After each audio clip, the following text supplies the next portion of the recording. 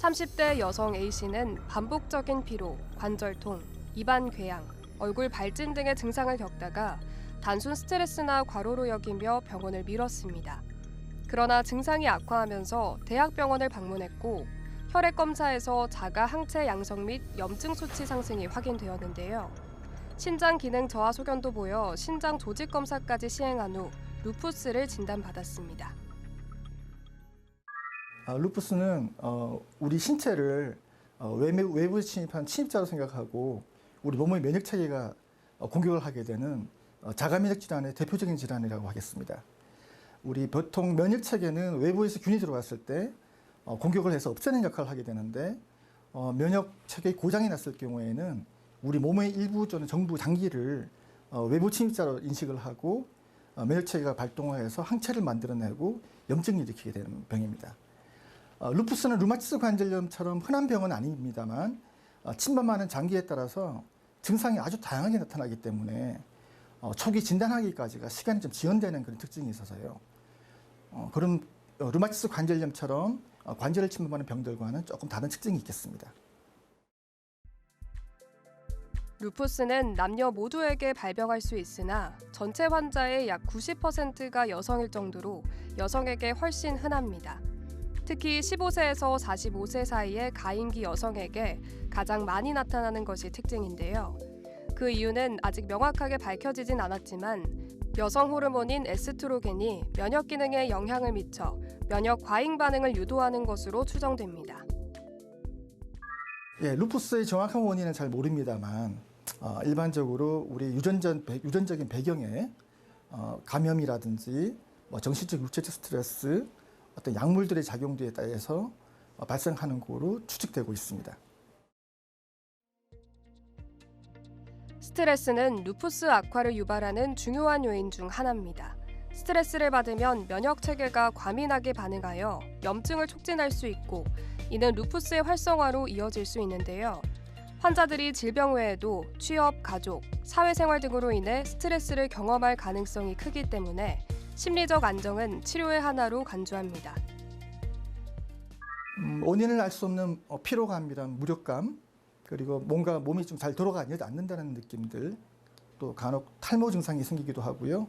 입안이 헌다든지 아니면 몸에 발진이 생기고 또 발열감이 있거나 실제로 시혈질 제복이 되면은 실제로 열이 난다든지 또 관절이 붓는 증상들, 몸이 붓는 증상들 포함해서 아주 다양하게 증상이 나타나게 됩니다. 루푸스는 매우 다양한 증상으로 나타나며 증상이 나타났다가 사라지기를 반복하는 경향이 있어 초기에는 진단이 어렵습니다. 초기 증상이 피로감, 근육통, 가벼운 발열 등 일반적인 질병과 유사하여 감기나 스트레스로 오인되는 경우가 많은데요. 또 자가 면역 질환 특성상 혈액 검사에서 비정상적인 수치가 반복적으로 나타나야 확신을 가질 수 있어 시간이 필요합니다. 자가항원, 자가항체 면역복합제가 침범하는 장기에 따라서 관절염, 피부염, 단백뇨를 동반한 신장염, 또 장염, 폐렴, 뇌수막염 등 여러 장기를 침범해서 증상을 나타낼 수가 있습니다. 루푸스의 진단과 치료에 있어서는 경험이 많은 류머티즘성 전문의와의 상담을 통해 조기에 진단하고 치료하는 것이 무엇보다 중요합니다. 환자의 혈액에서 항핵항체는 대부분 검출되며 이외에 다른 자가항체와 보체라는 단백물질은 치료 경과의 추적에 이용되는데요. 소변 검사를 통해 신장 이상 여부를 확인하며 필요에 따라 신장 조직 검사나 흉부 X선, 심장 초음파, 뇌 영상 검사 등도 시행할 수 있습니다.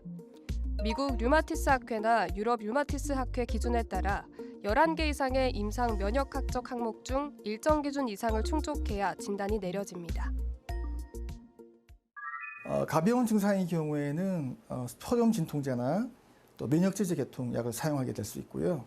증상이 심할 때에는 좀 많은 용량의 스테로이드 약제를 처음에 사용하고 또 면역 억제제도 환자분에 맞는 약제를 몇 가지 선택해서 함께 병행 사용하게 되고요. 조절이 잘 될 경우에는 스테로이드를 감량하고 끊으려고 노력을 하고 면역 억제제는 지속적으로 사용하는 경향이 있습니다. 현재까지 루푸스를 완전히 치료하는 방법은 없으며 평생 관리가 필요한 만성 질환입니다.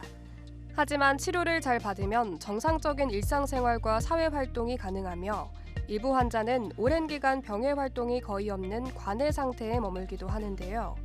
무엇보다 치료를 중단하거나 관리를 소홀히 하면 증상이 재발하거나 장기 손상이 진행될 수 있어 지속적인 관찰이 중요합니다.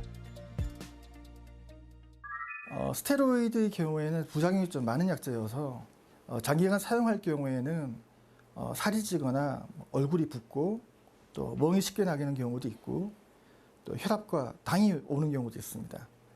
그렇지만 대개 초기에만 우리가 스테로이드를 쓰려고 그러고 시간이 흐르면서 감량하려고 노력을 하기 때문에 그런 점을 좀 이해를 해주시면 좋겠고요. 면역제제의 경우에는 대개 부작용은 초기에 발생하게 되게 됩니다.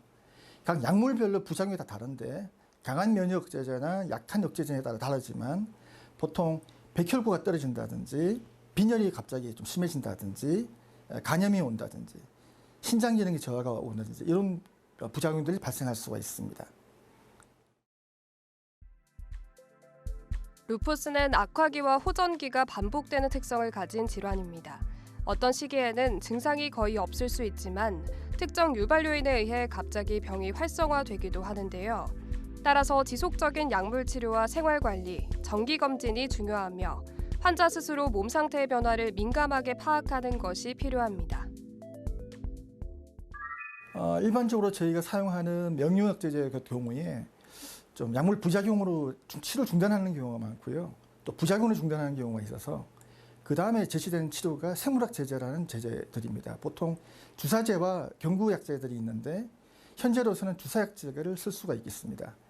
다만 우리가 좀 경구제보다는 효과가 더 좋으리라고 추측하고 약을 사용했었는데 실제로 경험적으로는 효과가 아주 월등하지는 않아서 다시 좀 실망스럽긴 합니다만 경구약제를 견디기 어려워하시는 분들 같은 경우에는 한번 우리가 사용해 볼 수 있는 그런 옵션이 되겠습니다. 여기서 잠깐! 잘못된 의학 상식을 바로잡아 건강도 지키고 상식도 키우는 Yes or No. 루푸스 여성 환자는 임신할 수 없나요?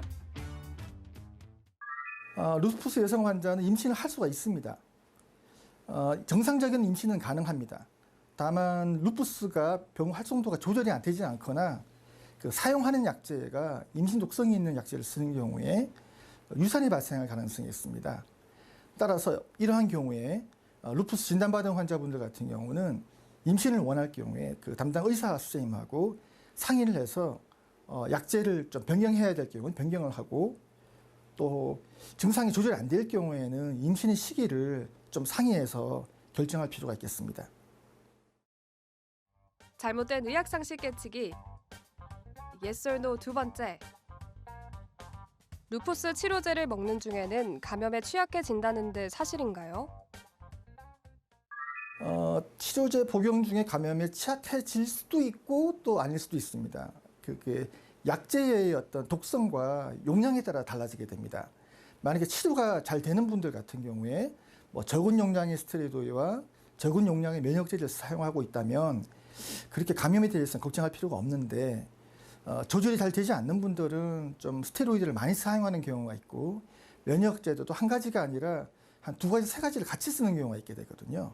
이러한 경우에는 좀 쉽게 균이 들어올 수 있어서 감기가 걸리고 난 다음에 폐렴으로 쉽게 넘어간다든지 아니면 요로 감염이 신우신경으로 넘어간다든지 이런 경우가 생길 수가 있습니다. 루푸스는 신체적 불편뿐 아니라 정서적 고립감과 우울감을 동반할 수 있는 질환입니다. 가족과 주변인의 이해와 지지가 치료의 질과 환자의 삶의 질에 큰 영향을 미치는데요. 가족들은 환자가 병을 부끄러워하거나 숨기지 않고 자신감 있게 대할 수 있도록 긍정적인 분위기를 만들어주는 것이 중요하겠습니다.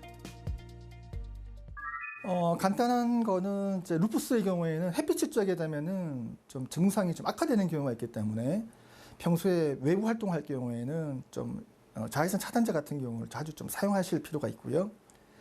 그리고 환자분들께서는 약물을 오래 사용하는 데 대한 어떤 두려움을 가지고 있는 경우가 많아서 어떤 자기 마음대로 약물을 건너뛰는 경우도 있고 중단하고서는 병원에 오지 않고 심해져서 오는 경우도 있고요. 또 궁금한 거라든지 어떤 그런 걱정들을 의사분한테 문의하지는 않고 인터넷에서 정보를 찾아서 해결하려고 하는 경우가 있거든요.